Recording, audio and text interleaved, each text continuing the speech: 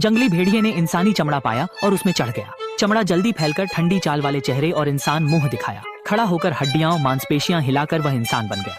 पूरी तरह से कोई दरार नहीं दिख रही थी। इसी क्षण से चीजें अनपेक्षित दिशा में बढ़ने लगीं। इस समय सड़के के किनारे पर एक आदमी दौड़ते हुए आया। उसने इंसानों की हरकतों की नकल की, एक फोल्डर उठाया और तेजी से पीछा करने लगा। पहली बार इंसान बनने पर उसे यातायात नियमों का ज्ञान नहीं था। सड़क पर कदम रखने पर गाड़ी से टकराने का डर हुआ। कुत्ता भी डर गया। कुत्ता पीछे हटते हुए जोर जोर से भौंक रहा था, लेकिन उसने ध्यान नहीं दिया। कुत्ते के मालिक की चाल ने उसकी दिलचस्पी जगाई। उसने चलना सीखकर ऑफिस भवन पहुंचा। टाई बांधकर उसने प्रवेश किया। साक्षात्कार में फॉर्म भरते पेन निकालकर लिखना शुरू किया। उम्मीद नहीं थी चुने जाने की, लेकिन जल्द पदोन्नति और वेतन वृद्धि मिली। वह जनरल मैनेजर बनकर एक धनाढ्य सुंदर महिला से शादी की। जीवन की चोटी पर पहुंचकर वह बड़ा विला लेने उत्साहपूर्वक तुरंत उठा। मकान बदलने वाले मजदूर इस दृश्य से हैरान रह गए। अमीरों की दुनिया समझना कठिन था।